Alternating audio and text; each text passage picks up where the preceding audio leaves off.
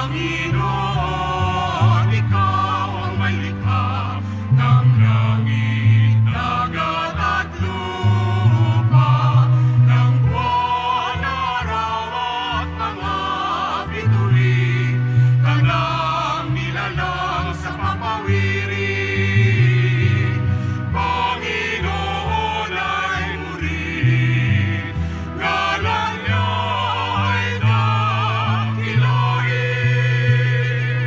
Panginoon ay purihin, ngalan niya ay dakilain. Ngalan niya ay dakilain.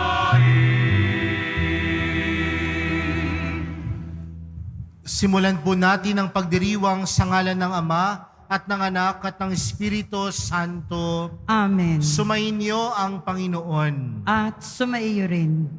Mga kapatid, sa ating ebanghelyo, naghahandog ng isang masaganang pigingang hari para sa kasal ng kanyang anak na lalaki. Inaaniyahan niya ang lahat na dumalo sa piging na ito. Subalit sa dinami-rami ng kanyang mga inaaniyahan, kakaunti lamang ang tumugon. May iba namang dumalo, ngunit hindi nakadamit pang kasalan. Bilang mga Kristiyano, inaaniyahan tayo muli ng Diyos na dumalo sa kanyang piging.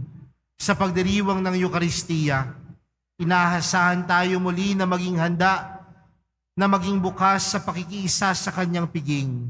Sa pagdiriwang ng Eukaristiya, inaasahan tayo muli na maging handa at maging bukas sa pakikiisa sa Kanya.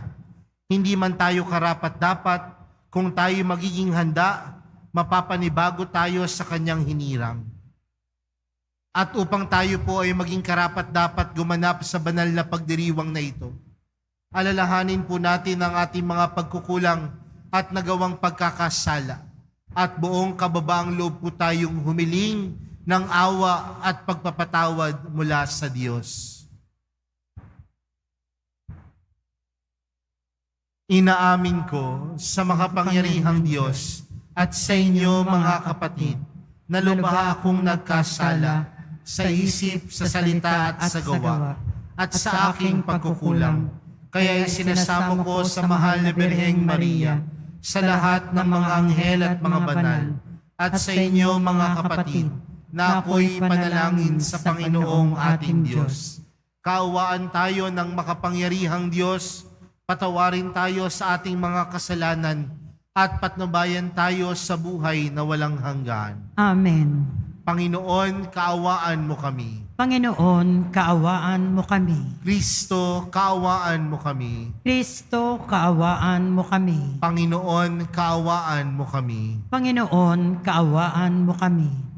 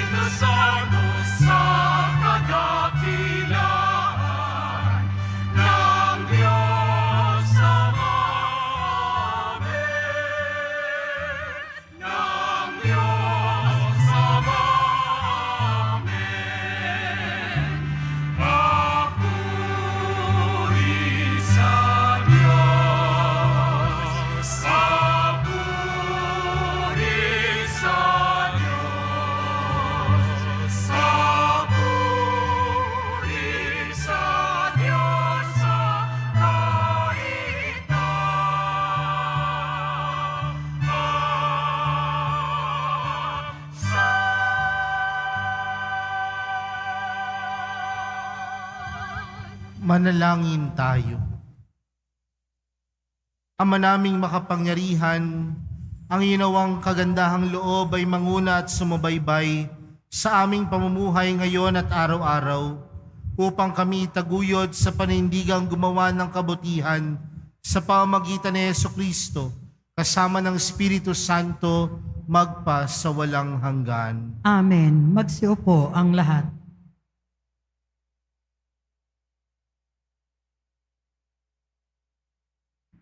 Pagbasa mula sa aklat ni Propeta Isaías. Sa bundok ng Siyon, aanyayahan ng Panginoon ang lahat ng bansa. Gagawa siya ng isang piging para sa lahat, na ang handay masasarap na pagkain at inumin. Sa bundok ding ito'y papawiin niya ang kalungkutang naghahari sa lahat ng bansa. Lubusan na niyang papawiin ang kamatayan. Papahirin ng Panginoon ang luha ng lahat. Aalisin niya sa kahihiyan ang kanyang bayan. Kung magkagayon, sasabihin ng lahat, siya ang ating Diyos na ating pinagtitiwalaan, ang inaasahan nating magliligtas sa atin. Magalak tayo at ipagdiwang ang kanyang pagliligtas. Iingatan ng Diyos ang bundok na ito. Ang salita ng Diyos. Salamat sa Diyos. Lagi akong mananahan sa bahay ng Poong Mahal. Lagi akong mananahan sa buhay ng buong mahal. Panginooy aking pastol, hindi ako magkukulang. Ako'y pinahihimlay sa mainam na pastulan at inaakay niya ako sa tahimik na batisan. Binibigyan niya ako niyong bagong kalakasan. Lagi akong mananahan sa buhay ng buong mahal. At sang-ayon sa pangako na kanyang binitiwan, sa matuwid na landasi, doon ako inaakay. Kahit na ang daang iyo'y tumatahak sa karimlan, hindi ako matatakot pagkat ika'y kaagapay. Ang tungkod mo at pamalo, ang gabay ko at sanggalang. Lagi akong mananahan sa buhay ng buong mahal. Sa harapan ng lingkod mo, ikaw ay may handang dulang. Ito'y iyong ginagawang nakikita ng kaaway. Nalulugod ka sa akin na ulo ko ay langisan at pati na ang kalis ko ay iyong pinaaapaw. Lagi akong mananahan sa buhay ng buong mahal. Tunay na ang pag-ibig mo at ang iyong kabutihan sa akit tataglayin habang ako'y nabubuhay. Doon ako sa templo mo, lalagi at mananahan. Lagi akong mananahan sa buhay ng buong mahal.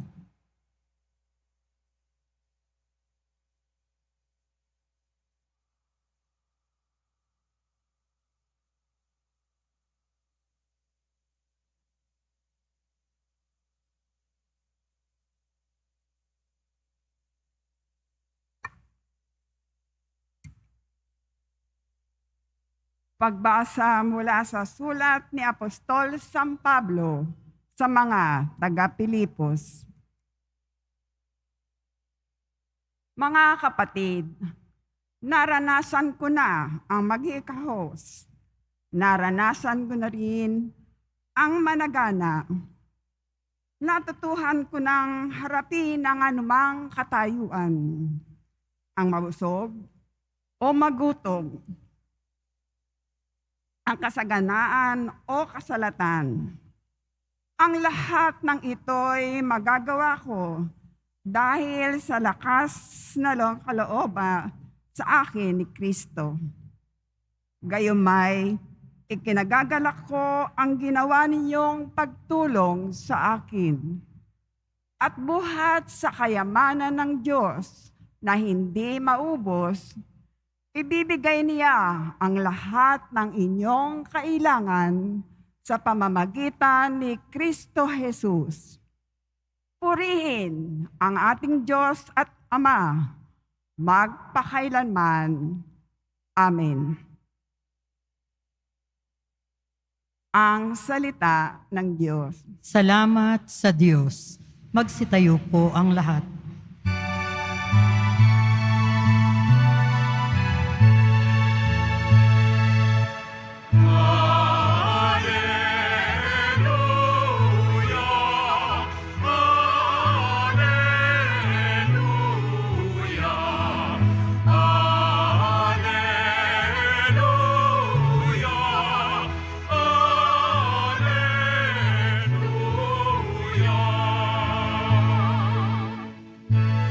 Diyos Ama ni Jesucristo, kami ay liwanagan mo at tutugan kami sa iyo. Alleluia, Alleluia, Alleluia, Alleluia.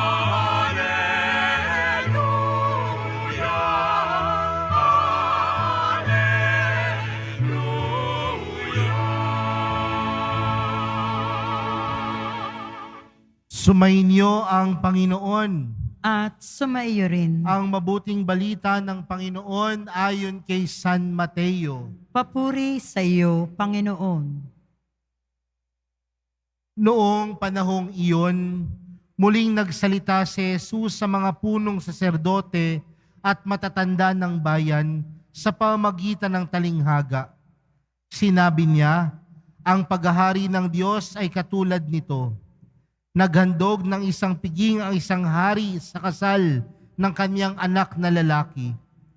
Sinugo niya ang kanyang mga alipin upang tawagin ang mga inanyayahan, ngunit ayaw nilang dumalo. Muli siyang nagsugo ng ibang mga alipin at kanyang pinagbilinan. Sabihin ninyo sa mga inaanyayahan na naihanda ko na ang aking piging. Napatay na ang aking mga baka at mga pinatabang guya, at handa na ang lahat ng mga bagay. Halina kayo sa piging. Ngunit hindi ito pinansin ng mga inanyayahan. Humayo sila sa kanilang lakad. Ang isa'y sa kanyang bukid at sa kanyang pangakalakal naman ng isa. Sinunggaban naman ng iba ang mga alipin, hinamak at pinatay. Galit na galit ang hari. Pinaparoon niya ang kanyang mga kawal, ipinapuksa ang mga ang mga mamamatay taong iyon at ipinasunog ang kanilang lunsod. Sinabi niya sa kanyang mga alipin, nakahanda na ang piging, ngunit hindi karapat-dapat ang mga inanyayahan. Kaya't pumunta kayo sa mga lansangang matao at ininyong anyayahan sa kasalan ang lahat ng makita ninyo. Lumabas nga sa mga pangunahing lansangan ng mga alipin at isinama ang lahat ng natagpuan, masama't mabuti. Ano pat na puno ng mga panauhin ng bulwagang pangkasalan. Pumasok ang hari upang tingnan ng mga panauhin at nakita niya roon ang isang taong hindi nakadamit pangkasalan. Kaibigan, bakit ka pumasok dito nang hindi nakadamit pangkasalan? Tanong niya. Hindi nakaimik ang tao, kaya't sinabi ng hari sa mga katulong, gapusin niyo ang kanyang kamay at paa at itapon siya sa kadiliman sa labas. Dooy magnanangis siya at manggagalit ang kanyang ngipin, sapagkat marami ang tinawag, ngunit kakaunti ang nahihirang. Mga kapatid, ang mabuting balita ng Panginoon. Pinupuri ka namin, Panginoong Heso Kristo. Magsiupo ang lahat. Magandang umaga po sa inyong lahat. Natitipon tayo ngayon bilang isang mag-anak ng Diyos sa pagdiriwang ng banal na Eukaristiya, ngayon pong ika-28 linggo sa karaniwang panahon. Mga kapatid, magandang simulan po natin ang ating pagninilay sa umagang ito sa simpleng katanungan. Sino na po sa inyo ang naanyayahan sa isang handaan? Meron po ba yung naimbita na? Marahil karamihan ho sa atin, naimbita na ho tayo sa isang handaan. At minsan, meron tayong mga imbitasyon sa handaan na tinatawag natin sa panahon natin ngayon na pangmalakasan. At ano po ibig sabihin ng pangmalakasan? Grande, bongga, malaking handaan. At kung tayo ay naiimbitahan sa ganitong piging o ganitong handaan, anong ginagawa natin? Pinaghahandaan natin. Di ba? Bumibili tayo ng damit, ang mga kababaihan pumupunta sa parlor, nagpapakulot, nagpapalagay ng kilay, dahil kilay is life, di ba? Dahil pinaghahandaan natin iyon. Pero mga kapatid, sa mga pagbasa natin sa araw na ito, sa unang pagbasa, napakinggan natin na ang isang hari ay may paanyaya din sa isang piging. At ano sabi sa ating unang pagbasa? Yung kanyang piging, puno ng masasarap na pagkain at inumin. At doon sa piging na inihanda ng hari, aalisin niya ang lahat ng kalungkutan, bagkus papalitan niya ng lubos na kaligayahan. Ganoon pala yung inihahanda ng hari. Ngunit sa ating ibanghelyo, meron ding isang hari na merong isang piging dahil yung kanyang nag-iisang anak na lalaki ay ikakasal. Sabi niya, nagpapatay na siya ng guya, nagpapatay na siya ng baka, at lahat ng gagamitin sa handaan, handa na. Ngunit ano ang nangyari? Lahat ng inanyayahan, hindi dumalo. Bakit? Sabi nung ilan, pupunta sa kanilang bukid. Sabi nung ilan, mangangalakal. At ano pa ang ginawa nila doon sa alipin ng haring nag-imbita? Sinaktan at pinatay. Mga kapatid, ang haring tinutukoy ay walang iba kundi ang Diyos, na patuloy sa ating nag-aanyaya, nag-iimbita. At saan tayo iniimbitahan? Sa piging. At sa piging ng kaligayahang walang hanggan, ano minsan ang ating nagiging tugon? Maraming rason, maraming dahilan. Alam niyo mga kapatid, may kasabihan tayong mga Pilipino, kung gusto, maraming paraan. Kung ayaw, maraming dahilan. Mga kapatid, tandaan natin na ang nag-aanyaya ay ang Diyos. At kapag nagbigay ang Diyos ng isang piging, hindi lamang ito simple, kundi ito ay marangya, bigay todo at maganda. Pero ilan sa atin dito na laging tinatanggihan ang imbitasyon ng Diyos. Alam niyo po, nakakatuwa. Dahil dito po sa simbahan ng Quiapo, lagi hong puno ang nagsisimba. Nakakatuwa ho yun. Marami ang nagsisimba sa simbahan ng Quiapo. Pero sa ibang lugar, tila kakaunti. Ano ang kanilang mga dahilan? Marami po kaming ginagawa Masyado po kaming busy. Pero kung titingnan natin yung mga ginagawa natin sa loob ng 24 oras, sa araw ng linggo, sa araw ng pamamahinga, ilang oras lang ba ang hinihingi sa atin ng Diyos? 1 oras lang. Pero bakit hindi natin kayang mapagbigyan? Napakadami nating dahilan para tanggihan ang imbitasyon sa atin ng Diyos. Mga kapatid, magandang tanungin yung ating sarili. Kung ang Diyos ang nag-imbita, tutugon ba tayo? Mga kapatid, ano bang disposisyon meron ng Diyos? Siya ay bukas para sa ating lahat. Ngunit minsan ang puso natin ang siyang sarado para sa Diyos. Ano po bang ibig sabihin ng saradong puso o saradong disposisyon? Minsan ho, bumili ho ako ng damit sa isang mall. Yung pagpasok mo pa lang sa mall, sasabihin sa iyo yung sales lady, ano kailangan mo? No? Kaya sabi ko, bibili lang po ako ng t-shirt. No? Sabi ko, may size po ba kayo ng ganitong t-shirt? Tinuro ko yung navy blue na t-shirt. May size po ba kayo niyan? Sabi niya sa akin, wala na. Last size na yan. Taba-taba mo kasi. Sabi ko, bibili lang ako ng t-shirt na lait pa ako. Ano? Di ba minsan may karanasan tayong ganyan? Yung mga saradong tao, yung hindi man lamang makangiti, hindi lamang makatawa, laging nakabusangot ang muka. Ganyan ang mga saradong tao. Pero inaanayahan at pinapalahanan tayo mga kapatid, na kung ang Diyos ay bukas, dapat bukas din tayo sa Diyos at lalo higit sa ating kapwa. Ganyan ang karanasan ni San Pablo sa ating ikalawang pagbasa.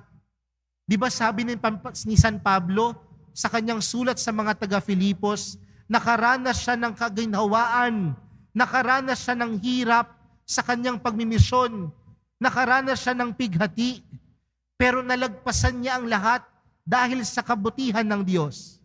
Pero hindi doon natapos. Ang sabi ni San Pablo, na paglagpasan niya ang lahat dahil sa kabutihan ng puso ninyo, mga tao sa Filipos. Ganon din nawa tayo mga kapatid. Kung laging nagiging bukas ang Diyos para sa atin, maging bukas tayo sa Diyos at sa ating kapwa. Ganoon ang Diyos sa pag-anyaya sa atin, araw-araw, bawat oras, bawat minuto. Pero mga kapatid, mapapansin natin doon sa ating ebanghelyo, sa pagtanggi ng mga taong inanyayahan, pinaalis ulit ng hari ang mga alipin at pinahanap niya yung mga tao sa pangunahing lansangan. At napuno ang piging, napuno ang kasalan. Pero, nung lumabas yung hari, nakakita siya ng isang dumalo sa kasalan na hindi nakapangkasalang damit.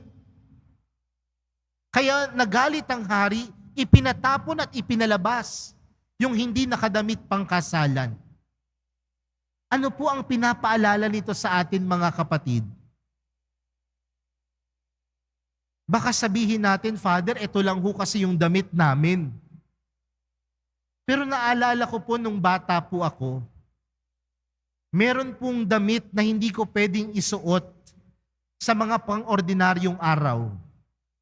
Dahil sasabihin ng nanay ko, hindi mo pwedeng gamitin yan. Dahil pangsimban mo yan. Naalala niyo ho yun? Di ba meron tayong ganong ugali dati? Dahil kapag araw ng linggo, dahil ikaw ay magsisimba, magsusuot ka ng maayos na damit. Tinatawag natin yung Sunday's best. Dahil ang araw ng linggo ay para sa Diyos. At kung ito ay para sa Diyos, dapat ito yung pinakamaganda. Pero nakakalungkot ho sa panahon natin ngayon. Di ba? Ngayon nga ho, kahit sa isang kasalan, formal ang suot, pero naka-rubber shoes. Nakabarong, pero naka-rubber shoes. Di ba ho? Pero mga kapatid, hindi lamang ho yung pisikal ang ipinapaalala sa atin ng ating ebanghelyo. Dahil bukod sa pisikal na kaanyuan, mas higit mahalaga yung laman ng puso. Dahil maraming tao naman, maganda ang damit, marangya ang kasuotan, pero masama ang puso, masama ang ugali.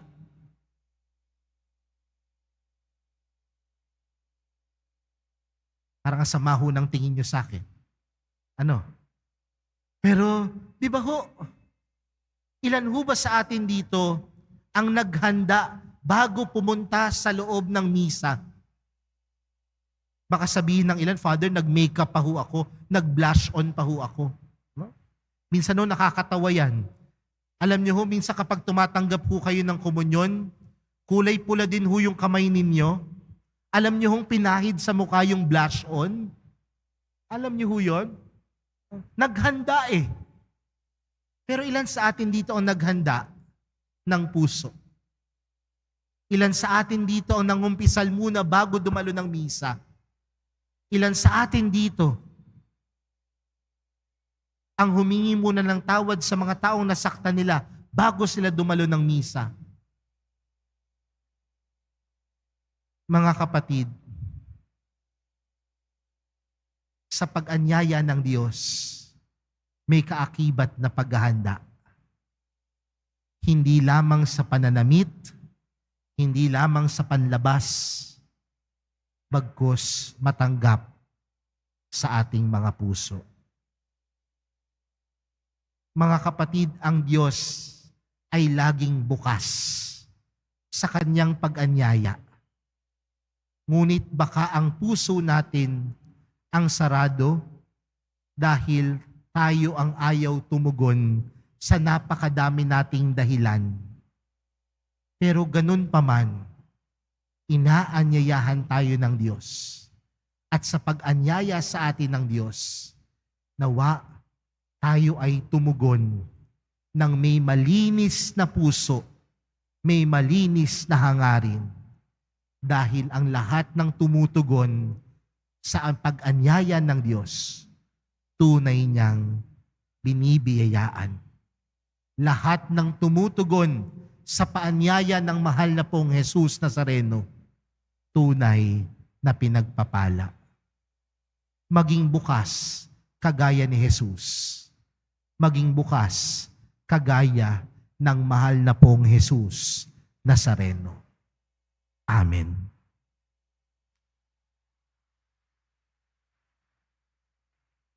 Magsitayo po ang lahat. Sumasampalataya ako sa Diyos amang makapangyarihan sa lahat, na may gawa ng langit at lupa. Sumasampalataya ako kay Jesucristo, iisang anak ng Diyos, Panginoon nating lahat. Nagkatawang tao siya na lang ng Espiritu Santo, ipinanganak ni Santa Mariang Birhen, pinagpakasakit ni Poncio Pilato, ipinako sa krus na matay inilibing, nanaog sa kinaroroonan ng mga yumao, nang may 3 araw na buhay ng maguli, umakyat sa langit, naluklok sa kanan ng Diyos amang makapangyarihan sa lahat. Doon magmumulang paririto at huhukom sa nangabubuhay at nangamatay na tao. Sumasampalataya naman ako sa Diyos Espiritu Santo, sa banal na simbahang katolika, sa kasamahan ng mga banal, sa kapatawaran ng mga kasalanan, sa pagkabuhay ng muli ng nangamatay na tao, at sa buhay na walang hanggan. Amen. Mga minamahal kong mga kapatid, ang ating mga panalangin sa Ama, naway magpahayag ng ating pagtitiwala at pagmamahal sa Kanya sa bawat kahilingan ng atin pong itutugon. Panginoon, aming kapiling, kami iyong dinggin. Panginoong aming kapiling, kami iyong dinggin. Para sa simbahan sa bagong yugto ng paglalakbay synodal, upang ang mabuting balitang nasa Kanya, buhay at nagaganap, ay magbunsod ng matulad siya sa ubasan sa talinghaga Isang mahalagang lugar kung saan ang lahat na naghahanap ng kabutihan ng buhay ay makatagpo ng puwang, salita at hininga ng pag-asa, ating isamo. Panginoon, aming kapiling, kami iyong dinggin. Para sa mga obispo at ang lahat na nakikibahagi sa pagtitipong sinodal, upang ang mga panukala ay bumukal sa pakikinig sa Espiritu Santo nang madama ng buong bayan ng Diyos na pinasisigda ng pagbubuklod na sila ay nakikibahagi sa buhay ng simbahan at dapat maging buhay at nakahihikayat na saksi sa mundo ng kasariwaan ng mabuting balita, ating isamo. Panginoong aming kapiling, kami iyong dinggin. Para sa mga teologo, upang ang kaloob na karunungan at pagpapahayag ng Diyos at matambal sa kanilang ibinahagi sa gawain ng pagtitipong sinodal, nang ang biyayang pananampalataya ay maging buhay ng buong bayan ng Diyos, ating isamo. Panginoon, aming kapiling, kami iyong dinggin. Para sa mga kabataang naghahanap ng katotohanan at tunay na pagsaksi, katiyakan at espiritualidad, upang bilang bunga ng paglalakbay sinodal, lalo silang makisangkot sa buhay at misyon ng simbahan sa kabila ng mga hamon ng mundo sa kasalukuyan, ng marami sa kasinggulang nila, ang umigting ang pag-asang umusbong sa pakikipagtakbo kay Kristo, isa ating isamo. Panginoong aming kapiling, kami iyong dinggin.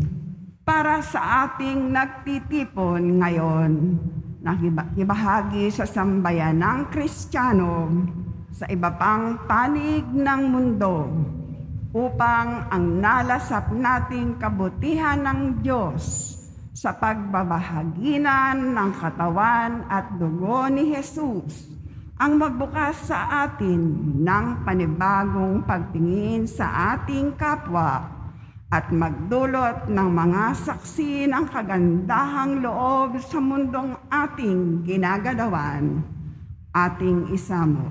Panginoong aming kapiling, kami iyong dinggin. Ama naming makapangyarihan, kapiling ka namin sa aming paglalakbay. Bigyan mo kami ng kaganapan ang aming mga hinihiling at nilalayon. Ikaw na nakakabatid ng lahat ng makabubuti sa amin. Gawin mo kaming simbahang magkaakbay habang kami naglalakbay sa mundong ito, hanggang kami sumapit sa tunay naming hantungan sa piling mo. Sa pamamagitan ni Jesucristo, kasama ng Espiritu Santo, magpa sa walang hanggan. Amen. Magsiupo ang lahat.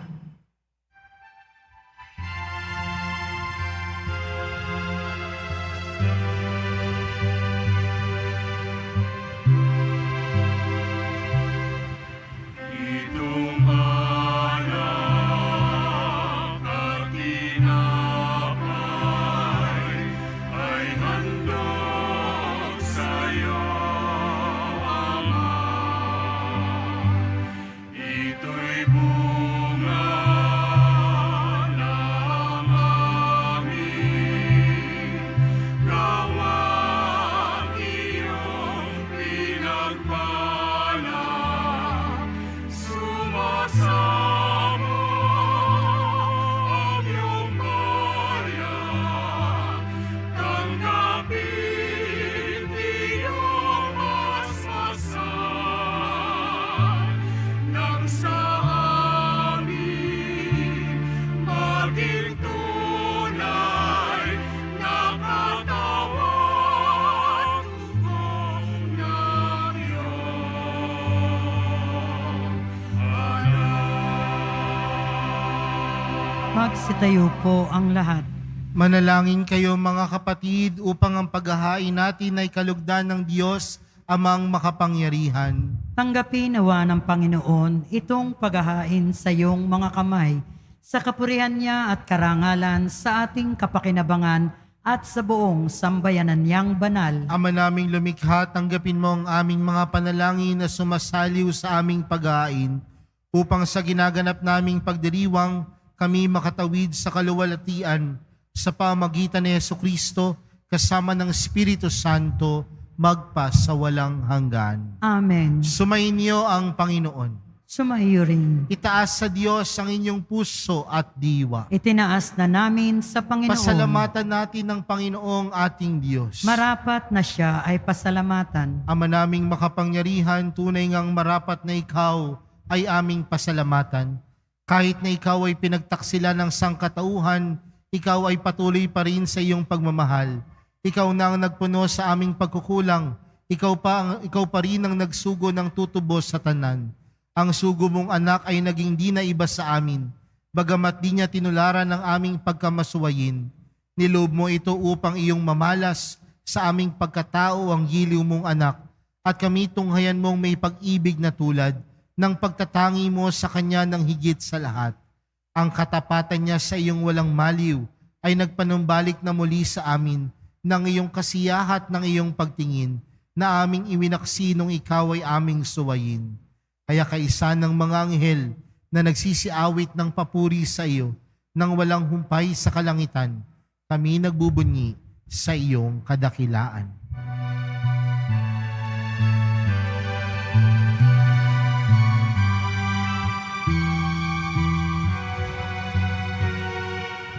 Santo, Santo, Santo, Panginoong Diyos ng mga hukbo. Napupuno ang langit at lupa ng kadakilaan mo. Hosana, Hosana sa kaitaasan, pinagpalang na paririto sa ngalan ng Panginoon. Hosana, Hosana sa kaitaasan.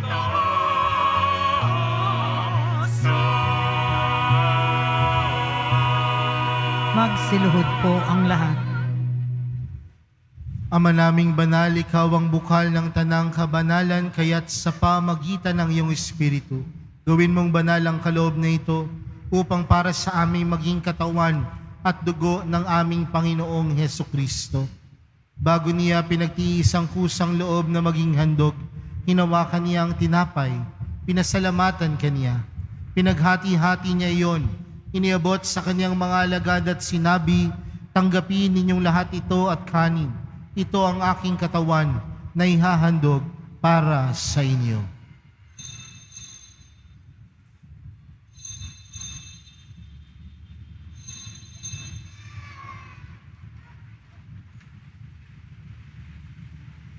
Gayon din naman noong matapos ang hapunan, hinawakan niya ang kalis. Muli kanyang pinasalamatan. Iniabot niya ang kalis sa kanyang mga alagad at sinabi, tanggapin ninyong lahat ito at inumin. Ito ang kalis ng aking dugo, ng bago at walang hanggang tipan. Ang aking dugo na ibubuhos para sa inyo at para sa lahat, sa ikapagpapatawad ng mga kasalanan. Gawin niyo ito sa pag-alala sa akin.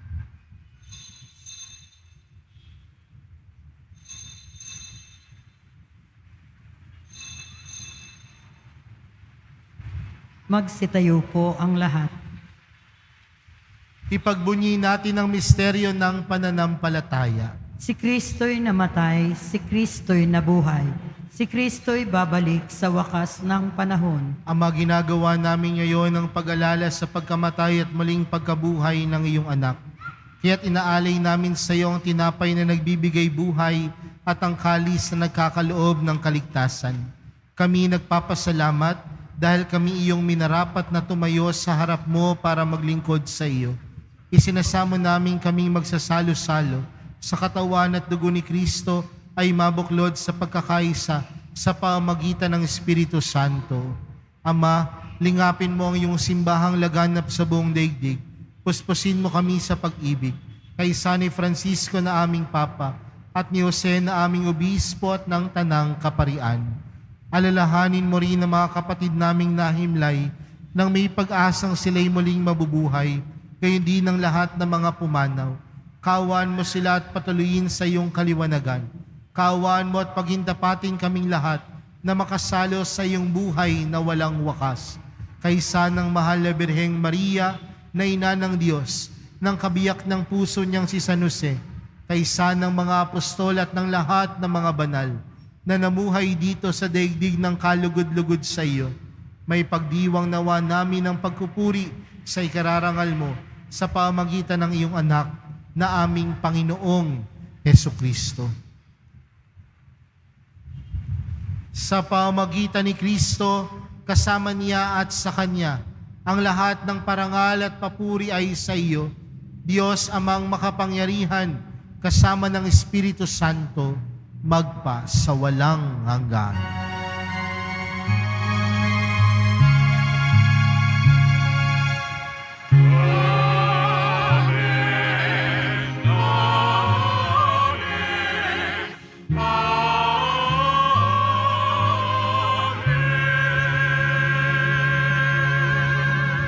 Lumapit po tayo sa Ama natin sa langit sa panalangin itinuro sa atin ni Jesus.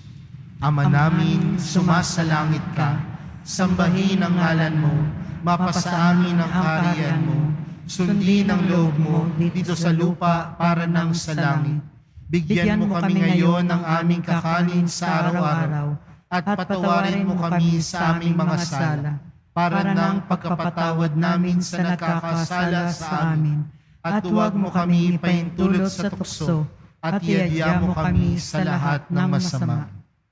Hinihiling namin kami adya sa lahat ng masama, pagkalooban ng kapayapaan araw-araw, iligtas sa kasalanan at ilayo sa lahat ng kapahamakan, samantalang aming pinananabikan ang dakilang araw ng pagkapahayag ng tagapagligtas naming si Jesucristo. Sapagkat iyo ang kaharian at ang kapangyarihan at ang kapurihan magpakailanman. Amen. Panginoong Hesukristo, sinabi mo sa iyong mga apostol, kapayapaan ang iniwan ko sa inyo, ang aking kapayapaan ang ibinibigay ko sa inyo.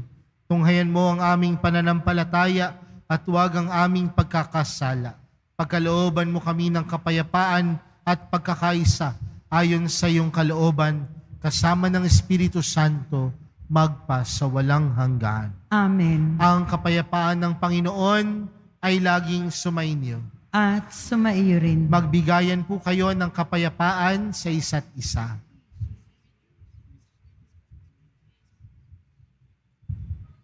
Kordero ng Diyos na nag-aalis ng mga kasalanan ng sanlibutan, maawa ka sa amin. Kordero ng Diyos na nag-aalis ng mga kasalanan ng sanlibutan, maawa ka sa amin. Kordero ng Diyos na nag-aalis ng mga kasalanan ng sanlibutan, ipagkaloob mo sa amin ang kapayapaan, magsiluhod po ang lahat.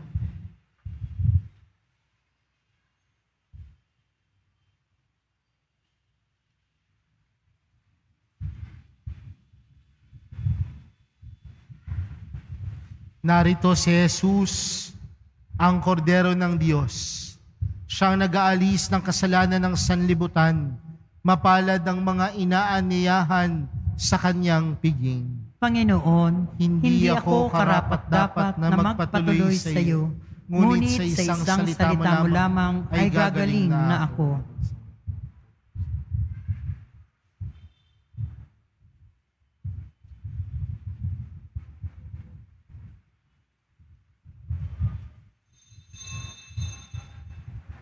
Para sa lahat ng tatanggap ng banal na komunyon, sasagot po tayo ng amen. Pagkasabi ng pari o lay minister ng katawan ni Kristo at isubo agad sa bibig bago umalis sa harapan ng pari o lay minister, sumunod po tayo. Maraming salamat po.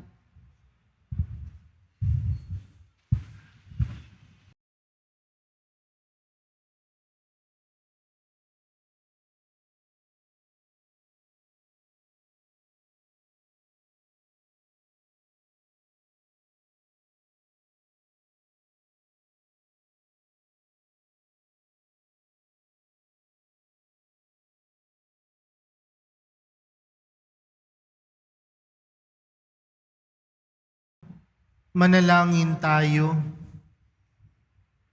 Ama naming mapagmahal, ngayong kami iyong pinapakinabang sa katawat dugong banal, iniluluhog namin sa dakila mong kabutihan sa tanan, na kami gawin mong ikasalo sa iyong buhay sa pamagitan ni Jesucristo, kasama ng Espiritu Santo, magpa sa walang hanggan. Amen.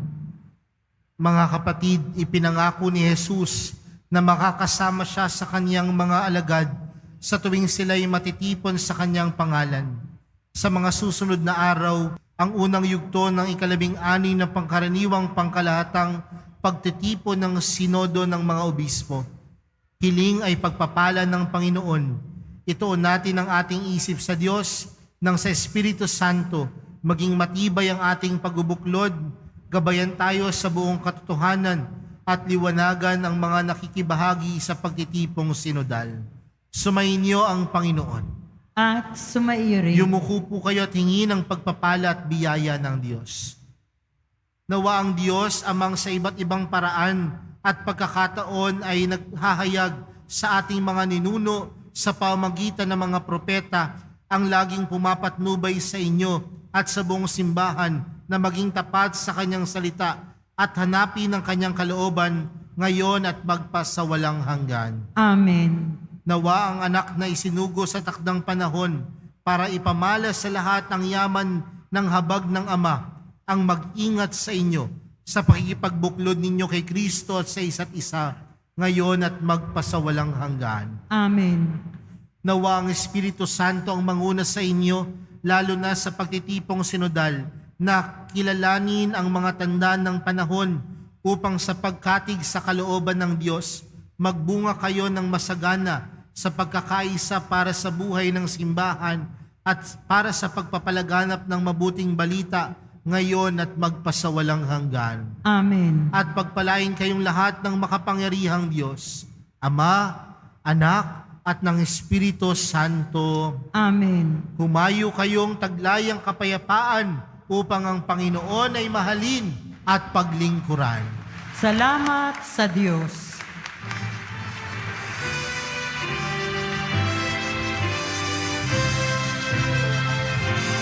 Nuestro Padre Jesús Nazareno, sinasamba ka namin.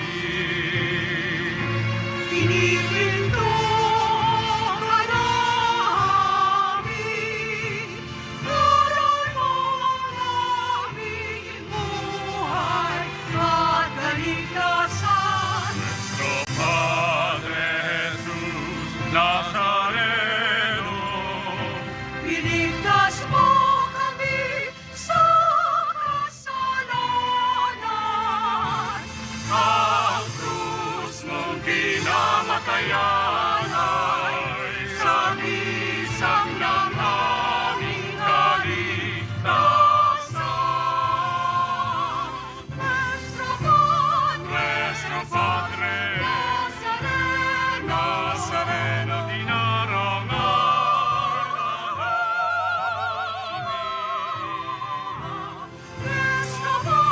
nuestro Padre Nazareno, niluluwalhati ka namin.